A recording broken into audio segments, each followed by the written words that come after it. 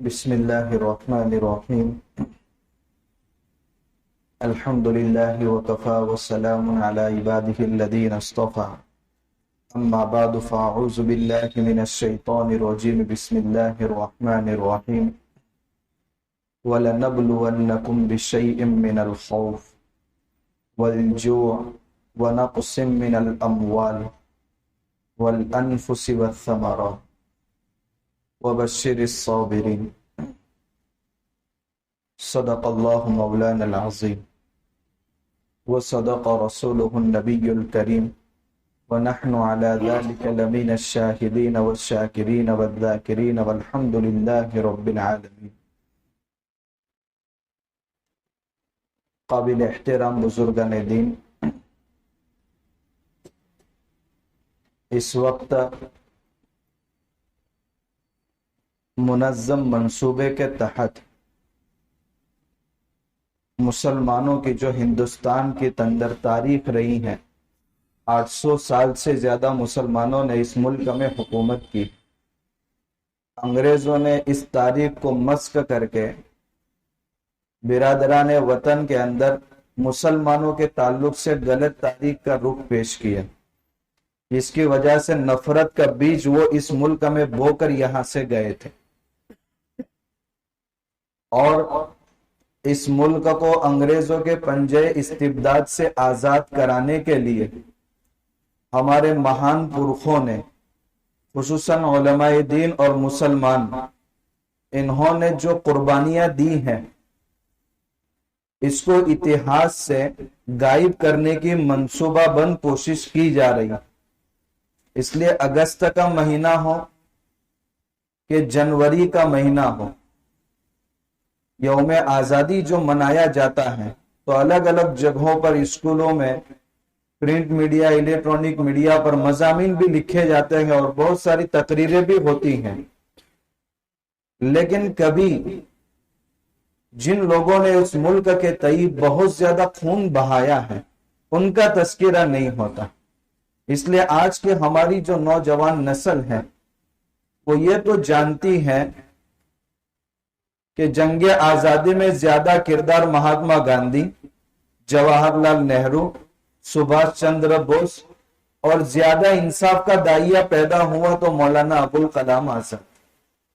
ان کے علاوہ اور کسی کا تذکرہ ہوتا ہی نہیں ہے۔ حالانکہ شروع کی جو 4 تحریکیں چلی ہیں اس میں سوائے مسلمان اور علماء دین کے علاوہ اور کوئی بھی نہیں تھا۔ اتہاس کی کتابوں سے بھی ان کے نام غائب کر دیے گئے۔ کون جانتا ہے کہ حضرت شاہ ولی اللہ محدث دہلوی رحمت اللہ علیہ کون تھے؟ ان کے صاحبزادے حضرت شاہ عبدالعزیز محدث دہلوی رحمت اللہ علیہ کون تھے؟ شاہ محمد اسحاق کون تھے؟ شیخ الہند مولانا محمود حسن دیوبندی رحمت اللہ علیہ کون تھے؟ شیخ الاسلام مولانا حسین احمد مدنی رحمت اللہ علیہ کون تھے؟ مولانا فضل حق خیر آبادی کون تھے؟ مولانا جعفر علی تھانیسری کون تھے؟ مولانا محمد علی، مولانا شوکت علی، مولانا ولایت علی، مولانا عنایت علی، یہ سب کون تھے؟ آج ہمارا نوجوان اس کو جانتا بھی نہیں، اور اسکولوں میں بھی اتہاس کی کتابوں کے نصاب سے ان سب کے نام خارج کر دیے گئے۔ اس لیے ہماری ذمہ داری بنتی ہے کہ تاریخ کی کتابوں کا مطالعہ کر کے ہم اپنے مہان پرکھوں کی قربانیوں کو جانیں۔ جس قوم کا ماضی کی تاریخ سے تعلق ختم ہو جاتا ہے، اس قوم کا مستقبل کبھی تابناک اور روشن نہیں ہو سکتا۔ الحمدللہ جس ملک کے حصے پر ہم رہ رہے ہیں، اس ملک کو وہ فضیلت حاصل ہے کہ جب سے اللہ نے کائنات بنائی ہے، ملک کا یہ حصہ تب سے ہے، اور سب سے پہلے منشیہ حضرت آدم علیہ السلام اس دھرتی پر یہ اتارے گئے۔ یہ تاریخ کی حقیقت ہے۔ اس ملک کو عربی کے اندر الہند کہا گیا، انگریزی کے اندر انڈیا کہا گیا، فارسی اور اردو کے اندر ہندوستان کہا گیا، اور ہندی کے اندر بھارت کہا گیا۔ ہندوستان میں اصل جو باشندے ہیں وہ دراوڑ ہے، یہاں کی اصل قوم دراوڑ، اور پھر آریہ سماج جن کو براہمن کہا جاتا ہے وہ باہر سے آئے ہوئے ہیں. ان آریہ سماج کے اندر ایک بادشاہ گزرا ہے راجا بھرت. اس کے نام پر اس ملک کا نام بھارت رکھا گیا. اسی راجا بھرت کی چھٹی پشت کے اندر ایک بیٹا پیدا ہوا تھا پانڈو، اور اس کا ایک بھائی نابینا تھا دھرت. ان دو بھائیوں کی اولاد میں بہت زیادہ جنگیں پیش آئی ہیں. انہی جنگوں کو مہابھارت کہا جاتا ہے. اور مہابھارت میں جو 90,000 اشعار پر مشتمل ہے، اسی کورو اور پانڈو کے درمیان پیش آنے والی جنگوں کا تذکرہ. پھر یہ آریہ قوم کے اندر طبقات پیدا ہوئے، براہمن، چھتری، ویش، شودر. براہمنوں نے خاص کر لیا کہ مذہبی امور کو انجام دینے کے لیے صرف ہماری جماعت مختص ہے. تو چھتری لوگوں نے جنگ اور لڑائی میں حصہ لینے کو اپنے ساتھ خاص کر لیے، اور ویش کاروبار کھیتی باڑی کرنے میں اپنے آپ کو خاص کر لیا. اور جو شودر تھے، ہریجن، ذلیل سے ذلیل کام ان کے ذمے لگایا. حالانکہ یہی اصل باشندے ہیں دراوڑ، جن کا تذکرہ پہلے میں نے کیا. ان میں آپس میں یہ فرقہ بندی تو ہوئی. اس کے بعد بہت سارے رسم و رواج ایسے تھے کہ جس کی وجہ سے کچھ لوگ متنفر ہو گئے تھے ہندو مت سے. جیسے ستی کی رسم ہے، شوہر کا انتقال ہو جائے تو اس کی لاش کے ساتھ بیوی کو بھی زندہ جلا دیا جاتا تھا. ظاہر سی بات ہے انسان کی عقل بھی اس کو پسند نہیں کر سکتی. جیسے یہ کبھی رسومات، اس سے کچھ لوگ متنفر ہو گئے. اپنے ہاتھ سے بنائے ہوئے معبودوں کو خوش کرنے کے لیے کتنے جانوروں کو بھیٹ چلا دیتے تھے. حتیٰ کہ یہ رسم اتنی آگے بڑھی کہ بہت سارے ظالم باپ اپنے معصوم بچوں کو ذبح کر دیتے تھے. تو ان کے اندر ایک اصلاح کی تحریک شروع ہوئی. مہاویر اور گوتم بدھ، ان دونوں نے اصلاح کی تحریک شروع کی کہ بھئی یہ رسمیں ہندو مت کے اندر ہیں، یہ غلط ہے. تو دو مذہب اور وجود میں آئے، مہاویر جو جین مت کے بانی ہیں اور گوتم بدھ جو بدھزم کے بانی ہیں. اس لیے جین مت کا ایک اہم اصول ہے عدم تشدد، وہ اہنسا کے پجاری ہیں. تو یہ دو مذہب اور وجود میں آئے اور انہوں نے اصلاح کی تحریک چلائی. یہ ہندو مت اپنے مصنوعی معبودوں کو خوش کرنے کے لیے کچھ منتر پڑھتے ہیں. ان منتروں کو وہ وید کہتے ہیں. اس لیے ان میں 4 مقدس کتابیں ہیں، رگ وید، یجور وید، سام وید اور اتھر وید. ایک کے اندر خالص منتر ہے، ایک کے اندر ہندوانہ عقائد کا تذکرہ ہے، ایک کے اندر جادو کے لیے جو منتر پڑھے جاتے ہیں ان کا تذکرہ ہے، اور ایک کے اندر نکاح کے موقع پر اور دوسرے رسم و رواجات کے موقع پر جو پڑھا جاتا ہے ان کا تذکرہ. ان کی دوسری مذہبی کتاب مہابھارت کا تذکرہ میں نے کیا. ایک ہے رامائن والمیکی کی، اس کے اندر 40,000 اشعار ہیں.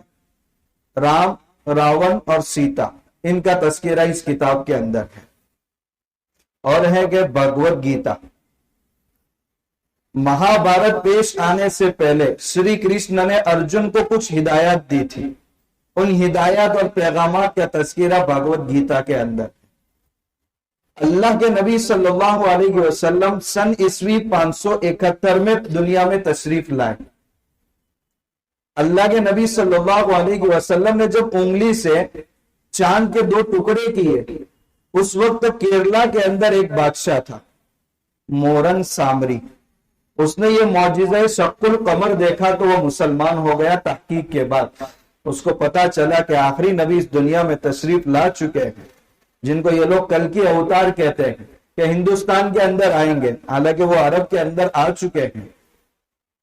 تو وہ راجہ مسلمان ہو گئے. پھر اللہ کے نبی صلی اللہ علیہ وسلم کی سن ہجری 11 کے اندر وفات ہوئی. تو حضرت عمر بن خطاب رضی اللہ تعالیٰ عنہ کے دور خلافت میں سن ہجری 15 کے اندر 2 صحابہ ہندوستان کے اندر تشریف لائے، عثمان بن حکم اور حکم بن ابی العاص رضی اللہ تعالی عنہ. سن عیسوی 713 سے لے کر سن عیسوی 1754 تک کتنے سال ہوتے ہیں؟ 800 سال سے زیادہ مسلمانوں نے اس ملک کے اندر حکومت کی. اور اس ملک کے اندر مسلمان ملک کو لوٹنے کے لیے نہیں آئے تھے بلکہ بہت کچھ دینے کے لیے آئے تھے۔ اس لیے جب مغلوں کی سلطنت تھی اس وقت انگریز کی جو نگاہ خراب ہوئی ہے وہ اس وجہ سے کہ اس وقت ہندوستان کو سونے کی چڑیا کہا جاتا تھا۔ انگریز تو یہاں کا سب کچھ لوٹ کر کے گئے ہیں لیکن مسلمانوں نے بہت کچھ دیا ہے اور انہوں نے محبت کی تلوار ہندوستان کے اندر چلائی۔ خواجہ معین الدین چشتی رحمت اللہ علیہ اور بہت سارے اہل طریقت جنہوں نے محبت سے لوگوں کے دلوں کو فتح کیا اور یہاں کے جو اوریجنل لوگ تھے انہوں نے اسلام قبول کیا۔ فورس کنورژن کسی کا بھی نہیں کرایا، 800 سال حکومت رہی۔ آپ غور کیجئے، اگر زبردستی کسی کو اسلام قبول کرایا جاتا تو ملک کا نقشہ کچھ اور ہوتا۔ آج 20% مشکل سے مسلمان ہیں اور 80% وہ ہیں جو اپنے الگ الگ مذاہب پر عمل کر رہے ہیں۔ 800 سال حکومت کرنے کے بعد بھی اس ملک کے اندر مسلمان 20% ہی۔ اس سے اندازہ لگائے کہ کسی کو زبردستی مذہب بدلنے پر کوئی جبر نہیں کیا گیا۔ 800 سال حکومت رہی تو مسلمانوں نے نہ مندریں توڑ کر مسجدیں بنائی، نہ لوگوں کو زبردستی اسلام قبول کرنے پر مجبور کیا۔ یہ مسلمانوں کی تاریخ ہے۔ لیکن اس کے بعد سن عیسوی 1601 میں اس ملک کے اندر انگریز آیا۔ آج ایک طبقہ وہ ہے جو چند نعرے لگانے کا نام وطن پرستی رکھ رہا ہے اور جو اس ملک کے امن و امان کے لیے اور انگریزوں کے ناپاک عزائم سے اس ملک کو آزاد کرانے کے لیے خون میں نہا گئے، ان کو غداران وطن کہا جاتا ہے۔ ملک کا چپا چپا ہماری خون اور ہماری قربانیوں کا گواہ ہے۔ اس لیے کسی شاعر نے کہا، پتا پتا بوٹا بوٹا حال ہمارا جانے ہیں، جانے نہ جانے گل ہی نہ جانے باپ تو سارا جانے ہیں۔ وہ لوگ جنہوں نے خون دے کر اس چمن کو زینت بخشی ہے، وہ لوگ جنہوں نے خون دے کر اس چمن کو زینت بخشی ہے، دو چار سے دنیا واقف ہے باقی گمنام نہ جانے کتنے ہیں۔ دو چار سے ہی ہم واقف ہے، باقی گمنام نہ جانے کتنے ہیں۔ اس لیے ملک کے اندر جو ہماری قربانیاں ہیں اس کو آسانی سے کبھی بلایا نہیں جا سکتا۔ اس ملک میں جب ہمارے خون کی ضرورت پڑی تو مسلمان صف اول میں تھے۔ وجہ اس کی یہ تھی کہ اس ملک میں حکومت مسلمانوں سے چھینی گئی تھی۔ سن عیسوی 1601 میں جب انگریز یہاں آیا اس وقت ملک کا بادشاہ جہانگیر تھا۔ صرف دلی کے اندر 1000 سے زیادہ دینی مدارس تھے اور سرکاری زبان اس وقت فارسی بولی جاتی تھی۔ 1608 میں ایسٹ انڈیا کمپنی کے نام سے ایک پورا تجارتی قافلہ واسکو ڈی گاما کے ذریعے بمبئی کے ساحل پر اترا اور انہوں نے حکومت وقت سے یہ مطالبہ کیا کہ آپ ہمارا تعاون کریں، ہم ہندوستان کی تجارت کو مستحکم کرنا چاہتے ہیں، ہم یہاں کا مال برطانیہ کی منڈی میں جا کر بیچیں گے اور وہاں کا پیسہ ہندوستان میں لگائیں گے۔ چونکہ جہانگیر بادشاہ تھا سخت ناقبت اندیش کا، وہ انگریزوں کی سیاست سمجھ نہیں سکا تو ان کو بہت زیادہ سہولتیں دی اور 10 بڑے بڑے کارخانے ان کو لگانے کی اجازت دے دی۔ ملکہ ایلزبیتھ اس کی پرمیشن سے 100 تاجروں نے 30,000 پاؤنڈ کی خطیر رقم خرچ کر کے ایسٹ انڈیا کمپنی کے نام سے ایک تجارتی ادارہ بنایا تھا اور مغربی بنگال کے اندر اس کو اپنا مرکز بنایا۔ تو انگریز 1601 میں آنا شروع ہوئے، 1608 سے لے کر 1754 تک صرف انہوں نے تجارت میں اپنے آپ کی توجہ مرکوز کی، تجارت میں لگے رہے۔ لیکن جب آہستہ آہستہ اورنگزیب عالمگیر رحمت اللہ علیہ اور معظم شاہ کی وفات کے بعد دہلی کے اندر مغلیہ حکومت کی اندر کی دیواریں کھوکھلی ہونے لگی تھی تو اب یہ ایسٹ انڈیا کمپنی نے اپنا مخوٹا اتار پھینکا اور اصلیت ظاہر کی، حکومت کے اندرونی معاملات میں دخل دینا شروع کیا اور آہستہ آہستہ اپنا اقتدار قائم کرنے کے لیے رشوتیں بھی دینا شروع کی اور فوٹ ڈالو حکومت کرو، اس اصول کو بڑے پیمانے پر اپنایا گیا۔ اس لیے 1857 سے پہلے بھی منظم جہاد اور منظم جنگ انگریزوں کے خلاف شروع ہو چکی تھی. عام طور پر 1857 سے ہی تذکرہ کیا جاتا ہے. اس لیے ہمیں معلوم ہونا چاہیے کہ سب سے پہلے انگریزوں کے خلاف منظم جنگ جس نے چھیڑی ہے وہ نواب سراج الدولہ کے نانا تھے، علی وردی خان. انگریزوں کے 2 مرکز تھے، فورٹ ولیم، ڈائمنڈ ہاربر، یہ کلکتہ کے اندر. تو پہلی منظم جنگ علی وردی خان نے کی تھی. فورٹ ولیم پر پہلا حملہ ہوا تھا انگریزوں پر، وہاں سے وہ بھاگے تھے تو ڈائمنڈ ہاربر میں انہوں نے پناہ لی. اس کے بعد جب علی وردی خان کا انتقال ہو گیا تو ان کے نواسے حاکم بنے، نواب سراج الدولہ. ان کو سمجھ آ گیا تھا کہ آہستہ آہستہ انگریز کئی ملک کے صوبوں پر قابض ہو رہا ہے اور اس کے ناپاک عزائم اب کھل کر کے سامنے آ رہے ہیں. تو پوری ہمت کے ساتھ انگریز کے خلاف لڑنے کے لیے تیاری شروع کر دی. مگر انگریز کی شاطر دماغی دیکھیے، میر جعفر کو خرید لیا اور اس کو خرید کر غداری کرائی، جس کی وجہ سے انگریز فوج نے اس کی غداری سے فائدہ اٹھاتے مرشد آباد میں نواب سراج الدولہ کو شہید کر دیا. اس کے بعد انگریز کو اپنے ناپاک عزائم میں کامیاب ہونے کے لیے سب سے بڑی رکاوٹ تھی سلطان ٹیپو شہید رحمت اللہ علیہ اور ان کے والد. ان کے والد کا نام تھا حیدر علی اور سلطان ٹیپو شہید رحمت اللہ علیہ کا نام تھا فتح علی. اس کو سلطنت خدا داد کے نام سے جانا جاتا ہے. حالانکہ یہ سلطنت مشکل سے 40 سال رہی ہے، مگر سلطان ٹیپو شہید رحمت اللہ علیہ انگریزوں کے لیے اتنے بھاری تھے کہ آج یورپی کتابوں میں سب سے زیادہ تذکرہ اگر کسی کا ملتا ہے تو سلطنت خدا داد کا تذکرہ ملتا ہے. اس لیے ان کے والد حیدر علی اور بیٹے فتح علی 4 جنگیں مسلسل انگریزوں سے لڑی ہیں. 1782 کے اندر جب والد فوت ہو گئے تو سلطان ٹیپو شہید رحمت اللہ علیہ نے انگریزوں کے خلاف ایک خطرناک جنگ لڑی، جس کی وجہ سے انگریزوں کے ہمت اور حوصلے پست ہو گئے. تو انگریز کے دل کے اندر انتقام کا جوش بڑھتا ہی جا رہا تھا کہ اس جنگ کے اندر ہمارا بہت زیادہ نقصان ہوا ہے تو ہم اس کا انتقام لیں. لیکن چونکہ سلطان ٹیپو شہید رحمت اللہ علیہ بڑے نیک بادشاہ تھے اور انہوں نے پوری تیاری کے ساتھ حملہ کیا تھا، لیکن چونکہ فوج کے چند افراد کو خرید لیا گیا اور انگریز نے 1792 میں اچانک حملہ کیا تو اپنی فوج کی بے وفائی اور اچانک حملے کی وجہ سے سلطان ٹیپو شہید رحمت اللہ علیہ کو انگریز سے معاہدہ کرنا پڑا اور اس معاہدے کے اندر بطور تاوان کے 3 کروڑ روپے، 2 بیٹے اور آدھا علاقہ انگریز کو دینا پڑا. پھر اس کے بعد انگریز نے سلطان ٹیپو شہید رحمت اللہ علیہ نے ہندوستان میں جتنے بھی راجہ تھے، مہاراجہ تھے، نواب تھے اور مسلمانوں کے جو بادشاہ کہے جاتے تھے، سلطان ترکی، سلیم عثمانی اور دیگر مسلم بادشاہوں کو آمادہ کیا کہ انگریز کے خلاف ایک منظم جنگ چھیڑ دے.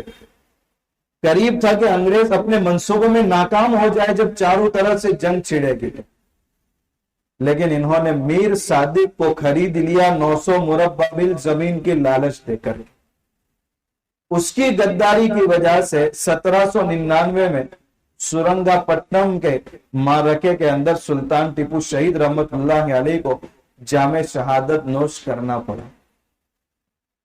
لیکن انگریزوں کے رحم و کرم پر جینا اس سے بہتر موت کے منہ میں چلے جانا. اس لیے ان کا ایک تاریخی مقولہ بہت مشہور ہے، گیدڑ کی 100 سالہ زندگی سے شیر کی 1 دن کی زندگی بہتر ہے.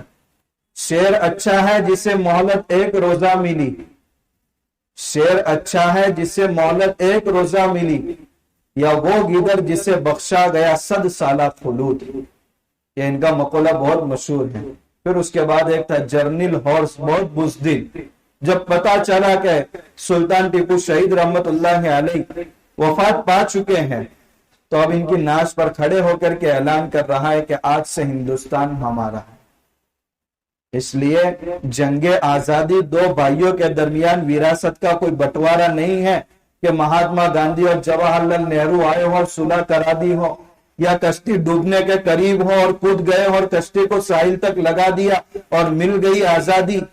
200 سال تک مسلمانوں نے اور اخیر میں برادران وطن نے کتنی قربانیاں دی ہیں۔ 200 سال تک معمولی بات ہے، کتنے حوصلے پست ہوئے ہیں، پھر اس کے بعد ابھرے ہیں، اور کتنے لوگوں نے جام شہادت نوش کیا۔ خیر، یہاں سلطان ٹیپو شہید رحمت اللہ علیہ جب ایک کانٹا بیچ سے ہٹا لیا انگریزوں نے، اس کے بعد ان کی ہمتیں بڑھ گئی، ہندوستان کے تمام راجا، مہاراجا اور نوابوں کو اپنے کنٹرول میں لے لیا، اور 1803 کے اندر دہلی کے اندر انگریز نے یہ اعلان کیا کہ مخلوق خدا کی ہے، ملک بادشاہ کا ہے، اور اب اس ملک کے اندر حکم چلے گا ایسٹ انڈیا کمپنی کا۔ جب یہ اعلان دلی سے ہوا ہے تو راجا مہاراجا میں یہ ہمت نہیں تھی کہ انگریز کی مخالفت کر سکے۔ ایک عالم دین اور بوریا نشین اس وقت کھڑا ہوتا ہے جن کا نام ہے شاہ عبدالعزیز محدث دہلوی رحمت اللہ علیہ۔ انہوں نے یہ فتویٰ دیا کہ انگریزوں سے جنگ کرنا ہر مسلمان پر فرض ہے۔ آج ہمارا ملک انگریزوں کا غلام بن چکا ہے، آج ہمارا ہندوستان دارالحرب بن چکا ہے۔ کسی میں ہمت نہیں تھی، لیکن حضرت نے ہمت کی اور یہ فتویٰ دیا۔ اس کے بعد ظاہر سی بات ہے کیا حالات آئے، ساری جائیداد ضبط کر لی گئی، آپ کو دہلی شہر سے نکال دیا گیا، کئی مرتبہ آپ کو زہر دیا گیا، قاتلانہ حملے بھی ہوئے۔ اوپٹن کے اندر جو پورے بدن کے پر جو مسالے سے مالش کی جاتی ہے، چھپ کلی مری ہوئی اس کے اندر ڈال کر کے پورے بدن پر مالش کی گئی، جس کا اثر یہ ہوا کہ آنکھوں کی بینائی چلی گئی تھی اور بدن پر سفید داغ پڑ گئے تھے۔ لیکن جو فتویٰ دیا تھا اس فتوے سے 1 انچ پیچھے نہیں ہٹے۔ پھر اس کے بعد حضرت تو دنیا سے رخصت ہو گئے، مگر حضرت کے شاگردوں میں حضرت سید احمد شہید رحمت اللہ علیہ اور شاہ اسماعیل شہید رحمت اللہ علیہ نے اس تحریک کو آگے بڑھایا اور پورے ملک کے دورے کیے اور الگ الگ جگہوں پر محاذ قائم کیے تاکہ انگریزوں سے منظم جنگ کی جا سکے۔ گھر گھر جاتے تھے اور جوانوں کی تشکیل کرتے تھے۔ آخر میں 1831 میں بالاکوٹ میں حضرت سیدین دونوں حضرات اپنے پورے 300 افراد کے ساتھ بالاکوٹ کی پہاڑی پر شہید کر دیے گئے۔ یہ مسلمانوں پر اتنا خطرناک حادثہ تھا کہ شاید لوگوں کی ہمتیں اور پست ہو جائے، لیکن ان میں جو علماء کرام بچ گئے تھے وہ پورے ملک میں منتشر ہو گئے اور وہاں سے انہوں نے کام شروع کیا، جس کا ظہور 1857 میں ہوا۔ اب انگریز کو ملک چھوڑنا پڑ رہا تھا اور کہیں سے آگ دھیمی نہیں پڑ رہی تھی، بلکہ شعلے دن بدن بھڑک رہے تھے، اور اس میں انگریز نے ایک پیترا یہ کیا کہ مسلمانوں کو بھڑکانے کے لیے اور برادران وطن کو بھڑکانے کے لیے سرکاری طور پر جو راشن تقسیم ہوتا تھا اس کے اندر آٹے کے اندر گائے کی ہڈیوں کا برادہ پاؤڈر وہ اس کے اندر ڈالا جاتا تھا اور سور کی ہڈیوں کا پاؤڈر اس میں ڈالا جاتا تھا۔ ظاہر سی بات ہے برادران وطن کو گائے سے محبت ہے تو وہ اور مشتعل ہوئے کہ یہ ہمارے ساتھ کیا کیا جا رہا ہے، اور مسلمان جن کو حلال اور حرام کی تمیز تھی وہ کبھی خنزیر کی ہڈیوں کا برادہ کھا نہیں سکتے، تو مسلمان اور مشتعل ہوئے۔ اور ہمارے ملک کے کئی لوگ فوج کے اندر شامل تھے، تو بندوق کے اندر جو کارتوس استعمال ہوتے تھے اس کو کھولنے کے لیے جو اس کا ڈھکن تھا اس کے اندر گائے کی ہڈی یا خنزیر اس کی ہڈیوں کا برادہ اور وہ چیزیں اس کے اندر استعمال کرتے تھے تاکہ اس کو منہ سے کھولیں گے تو مسلمان فوجیوں کے منہ پر خنزیر کی چربی لگے گی اور برادران وطن کے منہ پر گائے کی مقدس ہڈیوں کی چربی لگے گی۔ تو اس نے فوجیوں میں اور لوگوں کو مشتعل کر دیا، جس کی وجہ سے اور آگ بڑھ گئی، اور 1857 سے پہلے انگریز نے برطانیہ کے اندر ایک رپورٹ پیش کی تھی کہ اگر پورے ملک کو قبضے کے اندر لانا ہے تو مسلمانوں کے اندر جو جذبہ ہے اس جذبے کو ختم کرنا پڑے گا۔ اور اس جذبے کو ختم کرنے کے لیے دو چیزیں ختم کرو. ایک ہے مسلمانوں کا قرآن ختم کرو اور دوسرا ان کے علماء دین کو ختم کرو. چنانچہ 1857 میں 51,500 علماء کرام شہید کیے گئے. دلی سے لے کر پشاور تک کوئی درخت ایسا باقی نہیں تھا جس میں کسی عالم دین کی گردن لٹکی ہوئی نہ ہو. اور 3 سے 4 لاکھ قرآن پاک کے نسخے جلائے گئے. جب یہ حالات دیکھے تو ہمارے اکابر بے کھل کر کے میدان کے اندر آ گئے. حضرت مولانا قاسم نانوتوی رحمت اللہ علیہ، حضرت مولانا رشید احمد گنگوئی رحمت اللہ علیہ، حضرت مولانا رحمت اللہ کیرانوی رحمت اللہ علیہ، سب باقاعدہ میدان میں آ کر کے انہوں نے جنگ کی ہے. بہادر شاہ ظفر یہ آخری بادشاہ بچ گئے تھے. یہ عظیم مرد مجاہد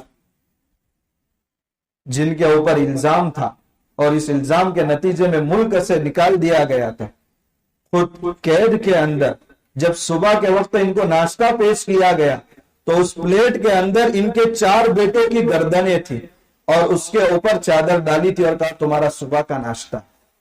قریب تھا کہ صبر کا پیمانہ لبریز ہو جائے، لیکن اس مرد مجاہد نے کیا کہا؟ الحمدللہ تیمور کی اولاد بادشاہ کے سامنے اسی طرح سرخ روح ہو کر کے آتی ہے. یہ کیا الفاظ تھے! اگر آج ان کی اتنی قربانیاں نہ ہوتی تو پتہ نہیں ہندوستان کے اندر ہم اسلام پر آزادی سے عمل بھی کر پاتے یا نہیں. ان کا ایک شعر مشہور تھا، کتنا بد نصیب ہے ظفر دفن کے لیے، کتنا بد نصیب ہے ظفر دفن کے لیے، 2 گز زمین نہ ملی کوئی یار میں. کیونکہ ملک کے اندر وہ دفن نہیں ہو سکے. حضرت شیخ الہند رحمت اللہ علیہ کو تحریک ریشمی رومال کے نتیجے میں 3 سال مالٹا کی جیل کے اندر قید و بند کی صعوبتیں برداشت کرنی پڑی. اور یہ راز اس وقت فاش ہوا جب حضرت کی نعش کو تخت پر غسل دینے کے لیے رکھا گیا تو غسل دینے والوں نے دیکھا کہ حضرت کی پشت پر گوشت نام کی کوئی چیز باقی نہیں ہے. تو حضرت مولانا حسین احمد مدنی رحمت اللہ علیہ جو حضرت کے ساتھ جیل میں رہے ہیں، ان سے جب اس چیز کا تذکرہ کیا گیا تو ان کی آنکھیں اشکبار ہو گئی اور بتایا کہ میں تمہیں کیا بتاؤں، میرے شیخ کو مالٹا کی جیل میں انگریز تہ خانے کے اندر لے جاتا تھا اور گرم گرم سلا کے آپ کی پشت پر رکھ کر کے کہتا تھا محمود حسن ایک فتویٰ انگریز کے حق میں دے دے. تم بخاری پڑھا رہے دارالعلوم دیوبند میں، ان لفظوں میں تمہیں پڑھنے کی کیا ضرورت ہے؟ تم تو دین کا کام کر رہے. حضرت نے فرمایا میرا جسم ٹکڑے ٹکڑے ہو سکتا ہے، میرے جسم کی کھال ادھیڑی جا سکتی ہے، میں بلال حبشی کا وارث ہوں، میں ایک مرتبہ بھی انگریز کے حق میں فتویٰ نہیں دے سکتا. جب حضرت کو ہوش آتا تھا تو حضرت بار بار یہ کہتے تھے میں بلال حبشی کا وارث ہوں، میں 1 انچ اپنے اس نعرے آزادی سے پیچھے نہیں ہٹ سکتا. اس لیے حضرت نے بتایا تھا کہ میرے اس راز کو کبھی فاش نہ کرنا. مگر جب جنازہ رکھا گیا اور غسل دینے والوں نے دیکھا تب یہ منظر لوگوں کے سامنے آیا. حضرت شیخ الہند رحمت اللہ علیہ کے ساتھیوں میں مولانا عبید اللہ سندھی رحمت اللہ علیہ خود حضرت کے شاگرد رشید ہیں. حضرت نے ان کو افغانستان بھیجا تھا جب داڑھی پر ایک بال بھی نہیں نکلا تھا، اور جب واپس آئے ہیں تو داڑھی کے سارے بال سفید ہو چکے تھے. حضرت مولانا جعفر علی تھانیسری، یہ 3 علماء کرام تھے جن کو انڈامان کالا پانی جس کو کہا جاتا ہے، اور حضرت کی خود کی ایک کتاب ہے کالا پانی کے نام سے، 18 سال تک اس جیل کے اندر رہے ہیں. اور یہ وہ مقدس علماء کرام تھے جن کے گھر میں کام کرنے والے نوکر چاکر ہوا کرتے تھے. ان کو ایک دن کے اندر 1 من گیہوں چکی کے ذریعے پیسائے جاتے تھے اور نالیوں کا گندا پانی ان سے صاف کرایا جاتا تھا، مگر رتی برابر نہیں ہٹے. حضرت مولانا جعفر علی تھانیسری اپنے 2 ساتھیوں کے ساتھ اس کتاب کے اندر انہوں نے تذکرہ کیا ہے کہ انگریز عدالت کے اندر ہمارے خلاف یہ فیصلہ ہوا کہ کل صبح تمہیں سولی دے دی جائے گی. تو انگریز جج ہمارے پاس آ کر کے کہنے لگا تمہارے خلاف یہ فیصلہ ہو گیا ہے کہ کل صبح تمہیں سولی دی جائے گی اور تمہاری لاش کو تمہارے وارثین کے حوالے نہیں کیا جائے گا. بے گور و کفن یہاں جیل کے اندر تمہاری لاشیں سڑتی رہے گی اور تمہاری ساری جائیداد ضبط ہو جائے گی۔ یہ تینوں علماء کرام مسکرا رہے۔ تو وہ انگریز جج بھی حیران ہو گیا کہ شاید میری بات ان کو سمجھ میں نہیں آئی، تو اس نے دوبارہ وہ بات دہرائی، مگر ان کی خوشی میں کچھ بھی کمی نہیں۔ تو اس کو تعجب ہوا کہ میں کیا کہہ رہا ہوں۔ تو حضرت نے فرمایا ہمارا عقیدہ ہے کہ موت اللہ کے قبضے میں ہے، تو پہلے جاتا ہے یا ہم پہلے جاتے ہیں وہ فیصلہ وہی کرتا ہے۔ اور ہوا بھی یہی کہ وہ جج پہلے مر گئے۔ اور جب انگریز عورت آئی اور ان کے سامنے یہ کہنے لگی کہ کل تمہیں سولی پر لٹک کر دیکھ کر ہم خوش ہوں گے، تو یہ لوگ تو مسکرا رہے، پوری رات خوشیاں منائی۔ جب صبح پتا چلا کہ یہ تو خوشی منا رہے ہیں تو ان سے وجہ پوچھی گئی، تو ایک تو کہا کہ شہادت کی لذت تم کیا جانو؟ شہادت مطلوب و مقصود مومن، نہ مال غنیمت نہ کشور کشائی۔ تو ہم تو کل پھندے پر لٹک کر شہادت کا مرتبہ پانے والے ہیں۔ انہوں نے سوچا کہ ان کو خوش نہیں ہونے دینا ہے، تو سولی کا حکم واپس لے لیا تاکہ یہ زیادہ خوش نہ ہو سکے۔ مولانا حسرت علی موہانی فرماتے تھے مستحق کے دار کو حکم نظر بندی ملا۔ مستحق کے دار کو، جس کو سولی پر لٹکنا تھا، اس کو تو حکم نظر بندی یعنی دوبارہ قید مل گیا۔ کیا کہوں کیسے رہ گئی رہائی ہوتے ہوتے، ہم تو رہائی پاتے پاتے بچ گئے۔ یہ کیا جذبہ تھا جو، اس لیے کسی نے کہا ہے کہ یہ علماء کرام کا وہ مقدس گروہ تھا کہ صحابہ کرام کی مقدس جماعت کے چند افراد باقی رہ گئے تھے جو اللہ تبارک و تعالیٰ نے ایسے موقع پر ان کی شکل میں پیدا فرمایا۔ حضرت مولانا شوکت علی اور مولانا محمد علی جوہر دو بھائی تھے۔ لندن کے اندر جا کر کے انگریز سے کہا تھا ہم غلام ملک میں واپس نہیں جا سکتے، ہم اس وقت ہندوستان کے اندر جائیں گے جب ہمارے ہاتھ میں آزادی کا پروانہ ہوگا۔ ان کو بھی نعرے آزادی کے جرم میں جیل کے اندر ڈال دیا گیا۔ جب مولانا محمد علی جوہر کی بیٹی کی طرف سے خط آیا، آمینہ کی طرف سے، بہت بیمار اور لاغر اور دبلی پتلی ہو چکی تھی، تو حضرت نے اس خط کا جو جواب لکھا ہے، میں مجبور سہی مگر خدا تو مجبور نہیں، میں دور سہی مگر خدا تو دور نہیں، وہ تو مردوں کو زندہ کرتا ہے، تخرج الحی من المیت قرآن میں مذکور نہیں، اس لیے میرا خاندان بھی اللہ کے حوالے۔ حضرت مولانا حسین احمد مدنی رحمت اللہ علیہ جب انہوں نے یہ فتویٰ دیا تھا کہ انگریز کی فوج میں بھرتی حرام ہے، تو انگریز نے ان کو عدالت کے اندر بلایا تھا اور کہا یہ فتویٰ تم نے لکھا ہے؟ کہا میں نے لکھا ہے۔ کہا تمہیں معلوم ہے اس کی سزا کیا ہے؟ کہا کفن بھی ساتھ میں لے کر کے آیا ہوں تاکہ مجھے شہادت کے بعد انگریز کے کپڑے کا بھی محتاج ہونا نہ پڑے۔ حضرت کراچی کی خلافت کانفرنس میں اس وقت اسٹیج پر تشریف لائے تھے جب حضرت کے خلاف حکم جاری ہو چکا تھا کہ حسین احمد جہاں بھی ملے ان کو گولی مار دی جائے۔ حضرت نے اسٹیج پر آ کر کے یہ شعر پڑھا تھا، لیے پھرتی ہے بلبل چونچ میں بل۔ انگریز کی بندوق کو بلبل سے تشبیہ دی ہے، اور بندوق کے اندر جو گولی ہوتی ہے اس کو گل یعنی پھول سے تشبیہ دی ہے۔ لیے پھرتی ہے بلبل چونچ میں گل، بتا شہید ناز کی تربت کہاں، اس شہید کو کس مٹی میں ملنا ہے وہ تو بتا دو۔ لیے پھرتی ہے بلبل چونچ میں گل، بتا شہید ناز کی تربت کہاں ہے۔ یہ وہ حضرات تھے جو اشعار بھی پڑھتے تھے تو واقعتاً ان کے دل کی جذبات کی ترجمانی کرتے تھے۔ مصائب میں الجھ کر مسکرانا میری فطرت ہے، مصائب میں الجھ کر مسکرانا میری فطرت ہے، مجھے ناکامیوں پر اشک برسانا نہیں آتا۔ خیر، انہوں نے جو حقیقی معنوں میں قربانیاں دی ہیں، آج ہم ان کے قربانیوں سے بہت زیادہ غافل ہیں۔ اس لیے کم سے کم ہمیں اپنی ماضی کی تاریخ سے رشتہ مضبوط جوڑنا پڑے گا۔ ہمارے مہان پور اس ملک کے کئی وفادار تھے، ان کے نقش قدم پر بھی ہمیں چلنا ہے۔ ہم بھی اس ملک کے کئی وفادار ہیں، اس سے پہلے بھی ہمارے پرکھوں نے اس ملک کی حفاظت کی ہے اور اس ملک کا آئین مرتب کیا ہے۔ اس آئین کے اندر ہر ایک کو اپنی مذہبی آزادی حاصل ہے، اس آئین کو بچانے کے لیے, اس ملک کے امن و امان کے بچانے کے لیے اگر ہمیں کل ضرورت پڑ دی گئی تو ماضی کی تاریخ بھی ہمیں یاد ہے. اس لیے سب سے پہلے ہمیں کوشش کرنی چاہیے کہ کتابوں سے وہ حقیقی ہمارے آباء و اجداد کی تاریخ کو ہم پڑھیں اور اس سے واقفیت حاصل کریں, ورنہ کسی پروگرام میں آج ہمارے علماء دین اور جن مسلمانوں نے اس کے لیے قربانیاں پیش کی گئے کہیں بھی تذکرہ نہیں ہوتا. اللہ تبارک و تعالی وہ جذبہ جو ہمارے اکابر کو اللہ نے دیا تھا وہ جذبہ ہمیں بھی نصیب فرمائے. اللہ تبارک و تعالی اپنے احکام, اپنے قوانین اور اپنی شریعت پر قیامت تک ہماری نسلوں کو عمل کرنے کی توفیق عطا فرمائے. ہمارے ملک کے امن و امان کی حفاظت فرمائے.